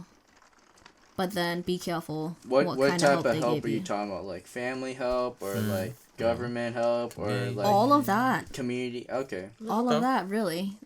Get all the help you need. Don't be shy or think that afraid that they're gonna judge you. Yeah. So what if they're gonna judge you if you're gonna ask for help? In general, honestly, ask for help. Not just being a single mother. But in a good way, though. You can't just ask for help. Hey, I need a babysitter so I can go out and party with my friends. Yeah. No, that's a lie, because I do that sometimes. Because when I want to go out, I ask my family, hey, can you watch my kid? I'm going to go out. Once in a while, it's fine. Yeah. But don't take advantage of, hey, I'm just going to do my own thing and do this and leave your kid at whoever that you don't trust. More like personal time. Yeah, don't be greedy and just ask for good reason. Okay. So I kind of answered my question how I was going to ask how family helps you now with your kids. Okay, so you can, they're like a second babysitter basically. Yeah. All right. Yeah. I don't think I would consider a babysitter, because a babysitter is like a job. It's yes and no. It's a job. It's just like more like a sincere thing to do. Like you're doing a favor, you gotta and think you'll about do a it, favor back. You gotta think about it. A lot of kids though, when they grow up, they have the babysitters in their memories for a long time. That's only if the babysitter was always there. But would you call a family member a babysitter? That would you do just do a favor? You wouldn't say it like that. You wouldn't say that that's my babysitter. Exactly. That is that's what I'm trying to say. Like a title. Yeah, okay. It's just a title because I wouldn't consider like a family member watching me as a babysitter. I would consider them a family, because they're trying to do my parents a favor and also me a favor. And then my parents, they look back into that. Depending what type of person you are, they'll look back into that and be like, okay, they did that favor for me and my child. I'm gonna do that favor back for them. Yeah. Or any other favors, Yeah, for my family and friends, they would be more pushing me to go out and have fun instead of just worry too much. You gotta, because they're trying to look out for you in a way. Yes. Okay. A babysitter don't look out for you. They just. Now hold on. I'm my sister's babysitter. I am a great babysitter. They do. Like I have a good friend. Depending, I feel like they just do it for their job and get the money. That's when you gotta pull yourself out, pull that baby out. Yeah. If they're gonna do that just for the money, that's like a teacher. They don't feel the love and the connection from the babysitter. Well, then it's not you good. gotta understand. Not a lot of children out there and family choose great babysitters, you know. Yeah. They usually just get someone to watch a child and to pay them money. And usually that babysitter, you know, even on movies, it shows that they'd be using their phone, watching a TV, bring a stranger over, whatever like that. Yeah. I'm not saying out of experience. I'm just saying there is people I know that experience that. Like those babysitters is not all the same. Like, oh, you're going to get a great babysitter that will care about you, about your health. Yeah. It's about the money at the end of the day sometimes. That's crazy. I mean, because I'm like, how could you babysit if that's not your goal, is to sit with the baby? That's the whole point. Yeah. I mean, like I said, at that point, people consider it as jobs and they just take it for the money. And that's too bad. I mean, it's really hard for single parents, really, because daycare is very, very expensive. Daycare back then for me, Connor goes full time, and it was over $1,000 a month, and that was a lot 10 years ago. It's I want to say at least $1,100 to $1,300 a month. Do you think, 1 month? Do you think that daycare was worth it or not? Totally worth it. Okay, it's worth it. So and I worked my ass off. Yes, those people were genuine though. To you and your child. I can feel the way they carry my child. I can feel the way they look at him. And when you walked in, big smile, but they show fake or not, but you can see that they're happy to have your kid there. And if you could, you know, like, I guess just save up. I guess try your best to investigate the daycare you're trying to take your child to. Because not all the daycare is going to be the same. Yeah. Honestly, I was fortunate enough to send my cousins to one of my good friends' daycare. No? They're very great people. Okay, so they take care of your kid. They're teaching them. They teach a lot. Yeah. I don't know what's it called, to be honest. Oh. Sorry. You know me about memory. I couldn't even remember the last time. Yeah, you're right. But it just goes, you know, for y'all, you know, newly mothers that just, what's the word? I can't think of the word. When your kid is now born, right? Look for it. When you put them in daycare, don't just put them anywhere. Do your due diligence. Check it out. You know what I'm talking about? Yes, you gotta get a feel of it. Look at how other children's are, you know, in it too. See how your kid reacts to it. It's also a trial and error. You know, once you take your kid to the daycare, they don't like it, then take them out, find another one too. Okay. Yeah. So my next question is, mentally and physically, how draining was it to do it all by yourself? Currently and just, you know. You know, I don't want to say that I do it all by myself because even though, yes, I do majority of taking care of him and myself, but I do have a lot of love and support from my friends and family. And then most importantly is from him, like seeing him happy is... Yeah, so Desmond just got to get popcorn again. I don't know why. This guy is hungry as fuck. I can't stop it, man. Y'all know it. You're not even sharing. No, I'm still craving McDonald's. So random. This guy. Nah, it's technical difficulties. Nah, it was McDonald's. Alright, sorry guys. Once again. Yeah, seriously. Thank y'all for staying tuned, for real. Like we are having technical difficulties. We're having a tough day. Give us some slack. Some slack. I appreciate y'all watching this far. You know, thank you. So previously we were talking about how draining it was mentally and physically to do it by yourself. She said she wasn't really doing it by herself. Help from family. You got help from family, and then we're talking about like daycares and before that having. Yeah, exactly. Okay. So moving forward, what was your question? Yeah, so you're saying, so if you didn't have your family to help you, what is one way you could think of that a single mother can get some help in their life? When I say I have family and help me, they're not really here. They're in Cambodia. But just the help from the heart.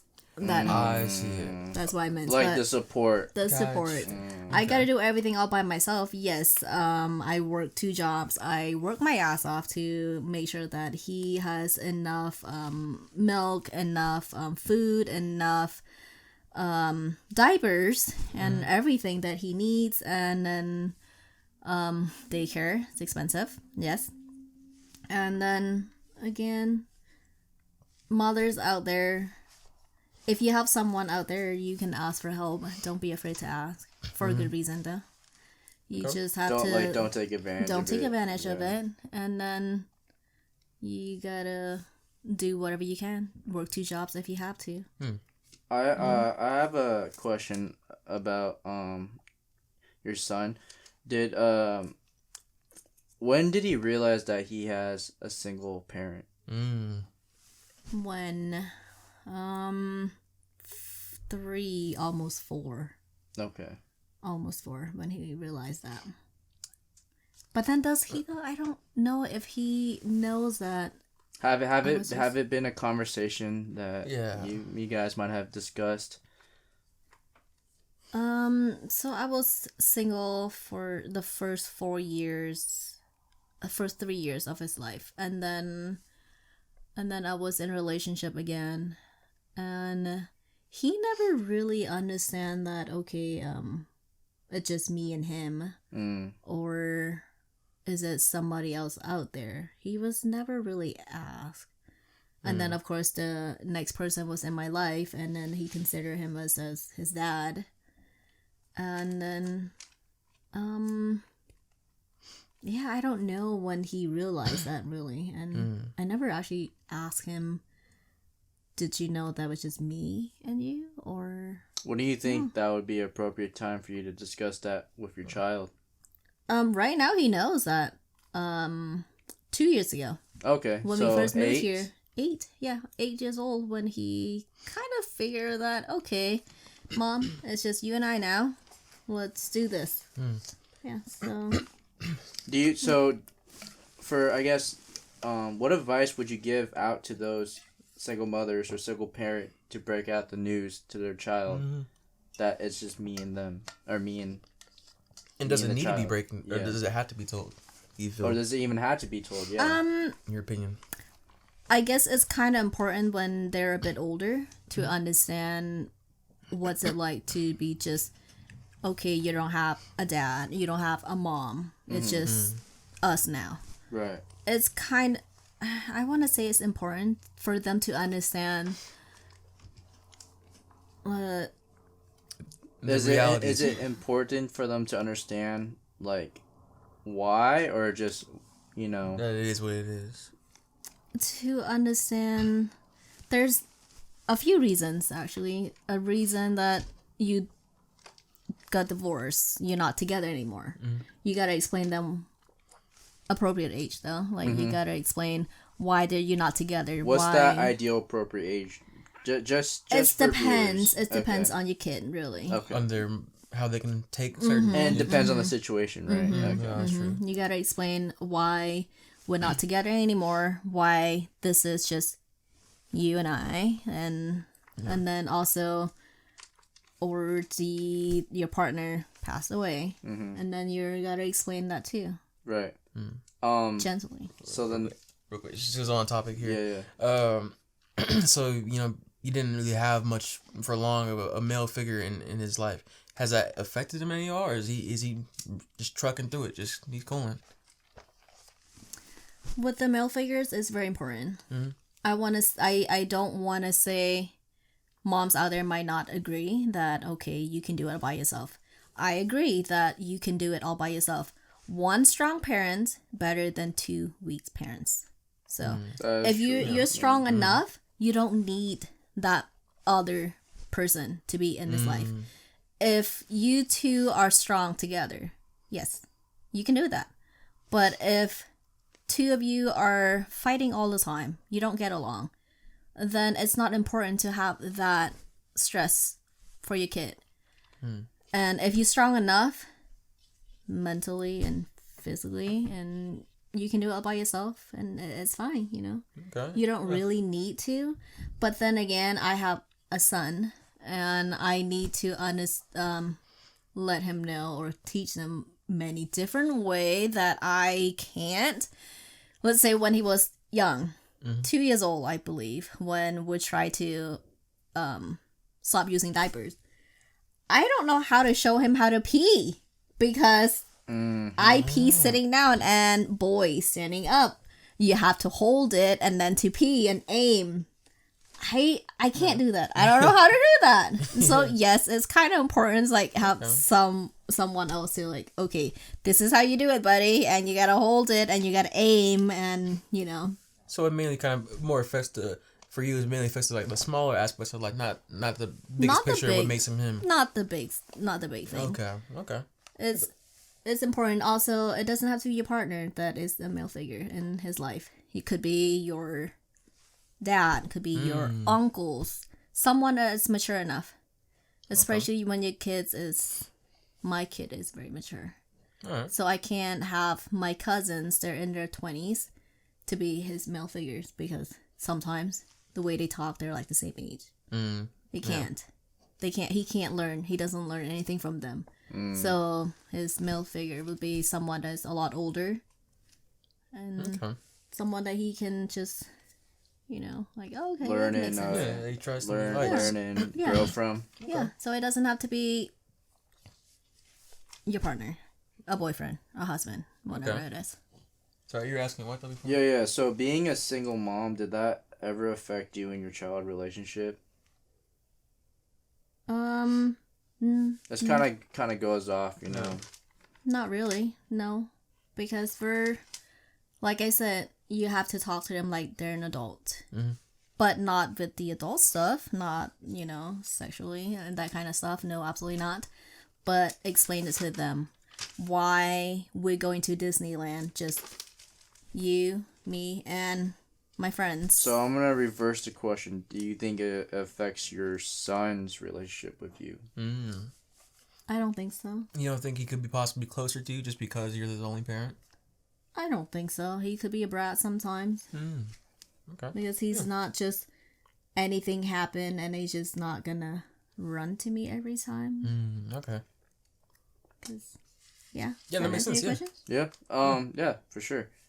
So my next following question is, now I'm gonna kind of ask about, you know, how raising a child alone, you know, did it affect you finding new relationships?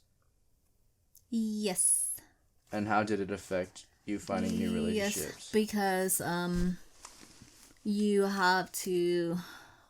That's a lot, because a face, you can't trust him. You can't trust him. Is he gonna be good with my kid? Is he gonna be one of those step parent that, you know, like Cinderella kind of movie? And it's hard because it's not their kid. They don't love them the way you love your own kid. Yeah. So you have to really, really careful. Don't just go out there because you love that guy and then it's like, oh, okay, he's the one, and then forget about your kid. No. So was it easy? Was it harder to find? It's very hard. The new relationships too? It's very hard because you could find someone that fits what you're looking for, but then majority the people that you look for in a relationship, do they mind that you have a child? Yeah, that's fine. If they do mind, then they're not for me. But have you met people that have minded before? No. Okay. Well, so what type of so I don't know how you would even go across or how how you do it, right?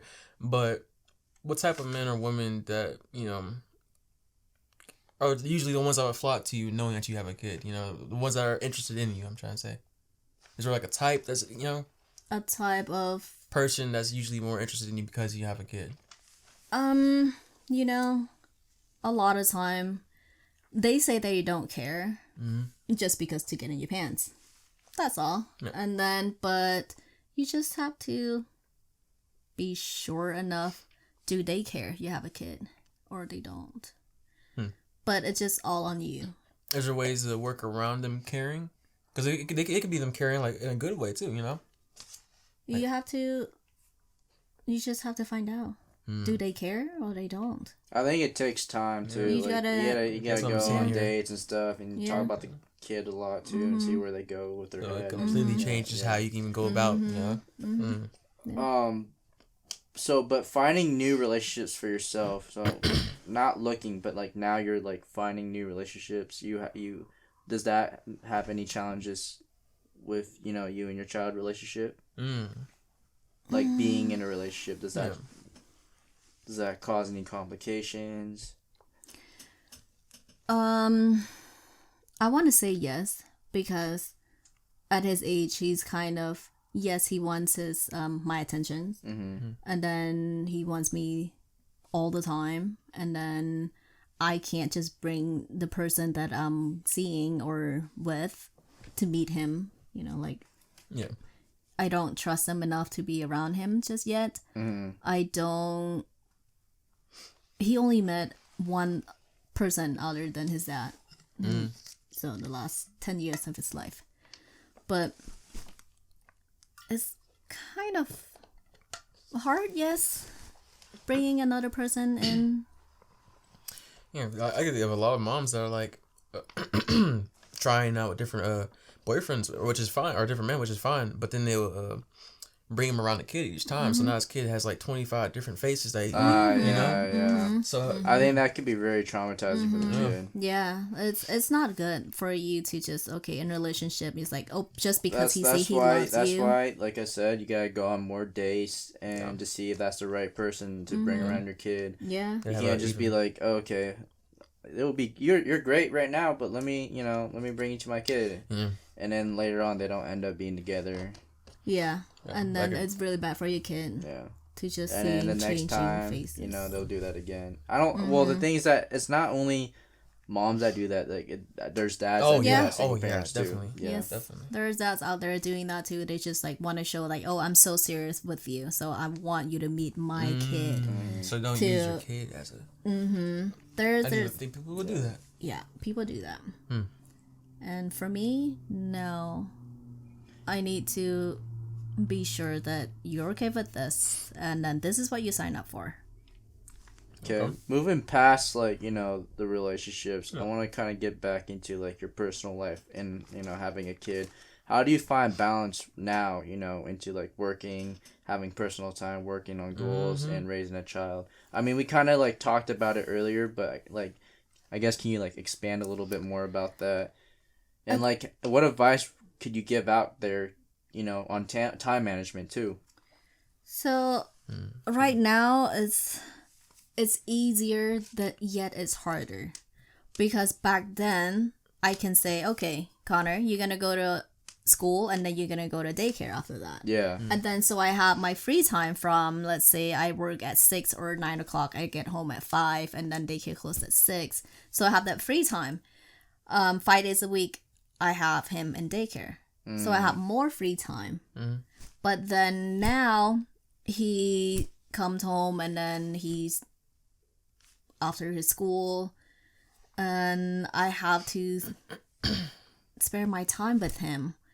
Like, I have Monday and Tuesday off. We would go see a movie on Monday or Tuesday. We would go do stuff most likely Monday and Tuesday, but at least 1 day a week. I have to do something with him, and then quality time. Quality time. Yes, it's very important. You mentioned now that he's older, you have the opportunity to go back to school.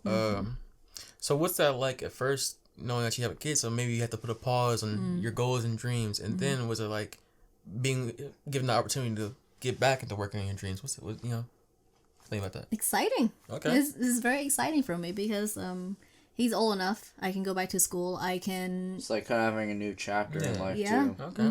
Yeah.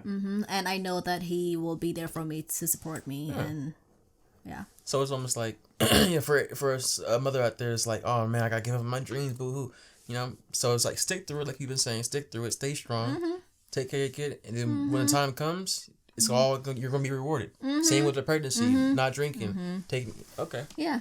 Because mine was a bit, there's moms out there too, is really hard because I don't have my family here.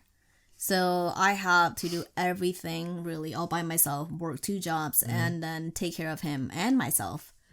And for some moms out there, yes, they have it easy. They have their, even though they're a single mom, but they have their parents, they have their siblings. And then somebody else to help and take care. Not a lot of the family members would be accepting of their child too. No. True, it's very true. Depending on your age and who you are. Depending on the age and what were you trying to do before. Sometimes family members can be judgmental. It's really sad when that happened. When your family they're not okay with it. It's really sad, but you know, when that baby comes out later on, you have that person with you. So would you say that right now your goals and priorities are just to go to college, get that business degree, and venture off that? Okay. Yeah. Does being a single mother right now affect your relationship with friends and family? Not really. Okay. No, not at all. If they're not okay with him. What about for your child? Does that affect him? I can't answer that for him because I want to say no because But from like what you hear from him, like has he ever get bullied by knowing that from school? You know? It's one thing I love to hear from him every time is that every class, every grade he goes in, he's always have good friends and they love him. My first phone call from him when he first started school, his very first day, the principal called me. I was at work. I was so worried. And then I got that call. I'm like, oh my God, what did he do? What happened? That just goes straight there. But then the principal said that Connor was so nice. He talked to this kid that no one wanted to play with. He went out there and helped the kid and played with the kid. And so he's always been like that. So I'm blessed. Okay. He's never... And not a lot of kids are like that. Not a lot of kids I'll tell you that. I'm not one of those kids. Yeah, but he I was actually surprised. So he's always been like that. If you think about it, yeah, I was. But I can't think about it. Oh, well, I mean... you're talking about me. Yeah, this fucking... This guy was alone as well as I was in high school. That was brutal, bro. Just to my face, and I was even so ignorant not to know what you're talking about. It goes both ways, bro. You know what? Who's the true enemy here? Zach, where's Zach at? Yeah, where you at, Zach? You left us, bro. You left us this perfect trio. You could have been here. No, kidding. Yeah, he was one lost kid to all these other lost kids, and then he fucking left us. He wasn't lost anymore. Bro. Yeah. Anyway. Okay. That's hilarious. Zach. No, okay. What is the biggest misconception about being a single parent? I guess I like to ask the misconception question a lot. Why? Because it's interesting. I like to hear what do people like to say about being a single parent that is not true. People like to complain and bitching about what it is being single parents. I understand it's hard. But if you have that mindset that's going to be hard, then it's going to be hard. It's like mentality wise. If you trust yourself and then... You got to have that Mamba mentality. Mamba mentality. You did that to yourself. That's fire. Nobody did it to you. So if you are ready and you want to do this, then quit bitching. Just get it done and do Honestly, it. if you keep complaining, you're not gonna make any changes in life. Even in life in general, just keep complaining. It is hard. It's not easy. You can't go out and party with your friends anymore. Yes, you can't.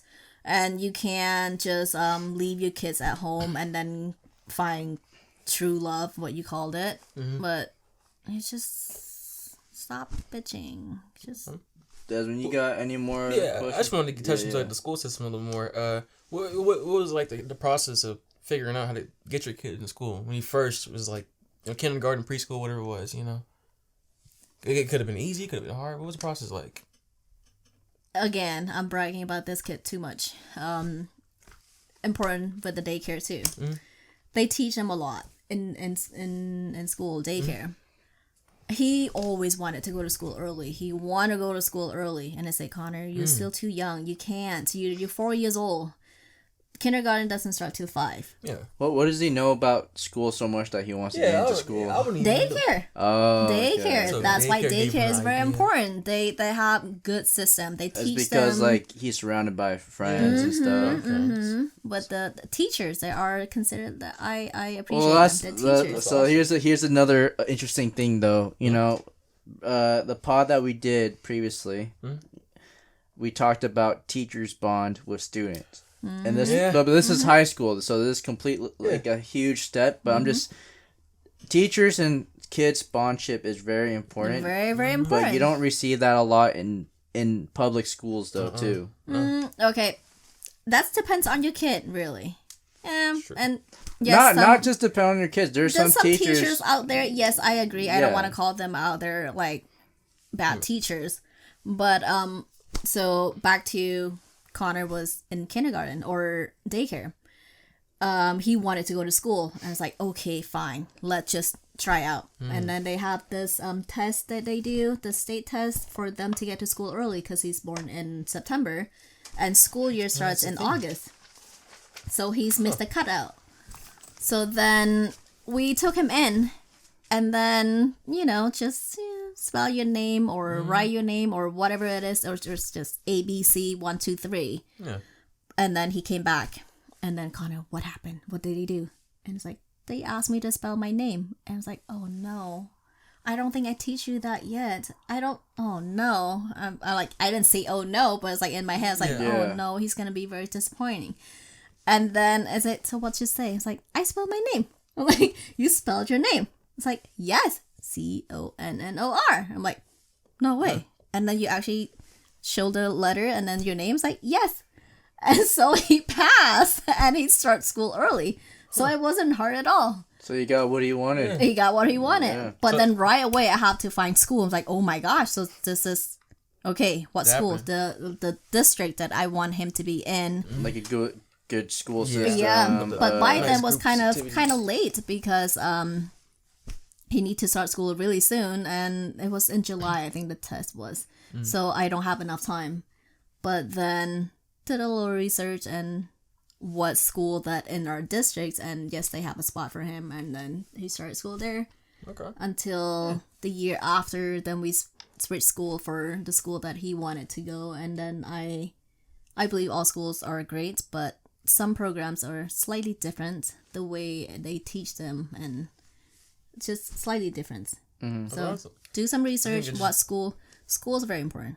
You got any more questions, Des? No, that just goes to show how important that daycare is. I think that if he didn't have that being in at least a good early, one though. Yeah, a good one. Then he probably wouldn't have any effect of wanting to go to school.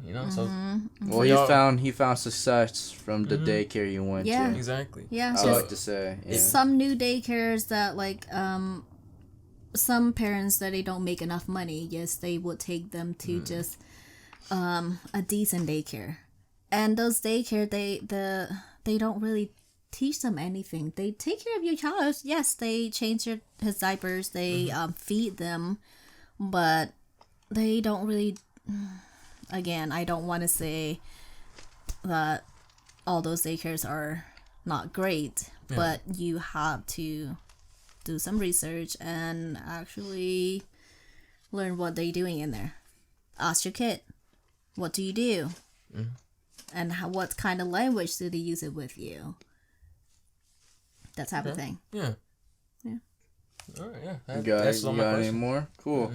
So, I guess my last biggest question, which you kind of already answered, maybe you could expand to the audiences. How are you able to stay strong and continue the fight with you and your child? Yeah. Again, that hug, I love you, Mom. The affirmation and then quality time and the communicating. Okay. Yeah. So just like every relationship with like a family member or a relationship with a significant other or even with a child, we're learning that you gotta communicate, quality time, words of affirmation, open dialogue. Yep. Honest. Being honest, paying exactly. attention to signs, body language, taking the time out of your day to do things you don't want to do to make things better. Okay. Yeah. Discipline. So I guess we can conclude that, just all in relationship, you gotta kind of just treat your child like how you would treat, kind of other relationships. Be very open and stuff. Or even how you wish you might have been treated when you were a kid. Exactly. Yeah. And then, being a single parent is difficult. You gotta stay strong, have that mentality. Two jobs, and I believe if you stay strong, even your child will be strong too. Yeah. And they see you strong, they'll have that mindset that they could be strong too. Absolutely. Reading how she does all her research and reads books. I think that's a huge reason why her child loves education too. So. And then I think from learning from Samantha's experience as being a single parent, I think they grew faster. Yeah. As a parent, one, and as a child, I think he grew faster too. As what we're kind of learning from Samantha's podcast as a single mother, we can kind of tell that his growth is kind of not normal like other children. No, it's definitely celebrated. Yeah. And then another thing we can conclude is that you got to find balance with your child and have a healthy, strong relationship as well. Balance with your child meaning like your time management with work and your extra activities outside of work. Not making taking advantage of people. And taking care of yourself too, because it goes hand in hand. Yes. I just want to say FHF really appreciates the member here. Me, Desmond, and Thomas appreciate all the parents out there working their ass off and making their sacrifices for the children, and who always show their smile and face, trying to keep up a strong face for everyone's for the kids. I meant strong suit. I think most people know it's not easy, it's but not a lot of people talk about it. Yeah. And we appreciate you parents out there. Even our parents. Papa. I'm Mom, my dad. I'm on TV. Anything else you gotta add? Nah, man. Just thank y'all so much for watching, man. Samantha, you got anything else to add? All I have to say is stay strong. All right, we appreciate Samantha so much for coming out and talking about her experience and as an experience as a single mother. Make sure to like, subscribe, share, comment. Don't forget to comment. Below. We need the comments. Also, appreciate you guys staying tuned, being patient, and support. All the love. I appreciate that. I truly think we're doing something big here. Me, Desmond, and Thomas. Something different. We don't hear everyday lives on podcasts. It's more about rich people. Celebrities. We don't hear about like normal people's lives, and I think it's interesting that we can learn from normal people's life and grow from it too, and even get educated from it and take advice from it. Personally, doing these podcasts, it kind of changed how I perceive life, just getting all these different perspectives. So I think there's really something in here for you guys too. I honestly learned more in this podcast than in school. I learned more about a high school teacher that I didn't know about. I learned about college student that I didn't really know about. Single mother didn't even know about. Even some of the rappers, international. All that. And we appreciate all the love. Thank you, guys. We're out. See you in the next one.